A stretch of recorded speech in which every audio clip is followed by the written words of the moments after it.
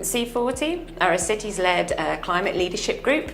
We're in our 12th year. We have 91 of the greatest cities in the globe, and we represent around 650 million people and over 25% of global GDP. So we can go a long way to helping solve climate change, and our mayors are really ambitious about doing that.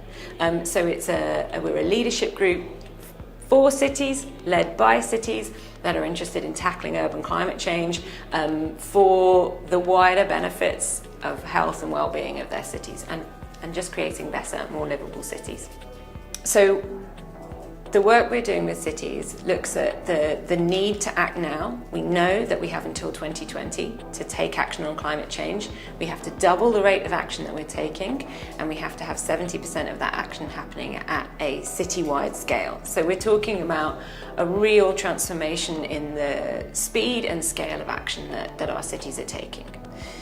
We know that one of the big problems they're facing is making the case for this action. So climate is seen as in competition with a whole range of other things in the city, rather than complementing it.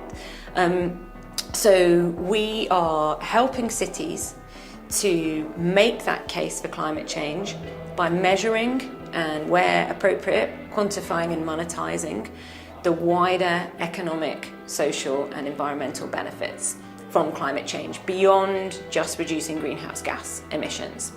And so by helping cities make that case, we know that they can unlock a huge amount of action. There's vast potential for cities to take more action. We estimate about 26,800 further actions that cities can take. But particularly, we're talking about things like increasing walkability and bikeability, leads to a reduction in greenhouse gas emissions from transport, which is one of the main areas of emissions across all of our cities. But it also increases active mobility and the physical activity of citizens, which has huge benefits in terms of health. So the work that we've been doing with cities looks at how we can undertake that process to measure the benefits. So we talk about what action cities are thinking about taking, and we're focusing on walkability and bikeability actions.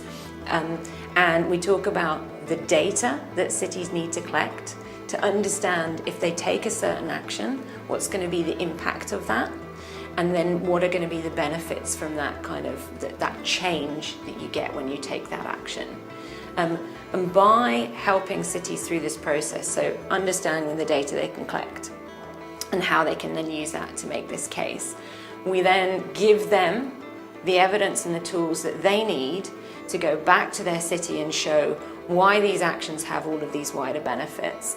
So we're then helping our cities make the case for these actions and unlock a much greater scale of walking and cycling across cities that reduces the amount of vehicle transport that we see, reduces greenhouse gas emissions, and it increases the amount of physical activity that citizens are taking in their day-to-day lives, and that has huge benefits in terms of, for example, health, cardiovascular disease, stroke, type 2 diabetes, dementia, depression. There's a range of health benefits from increased physical activity.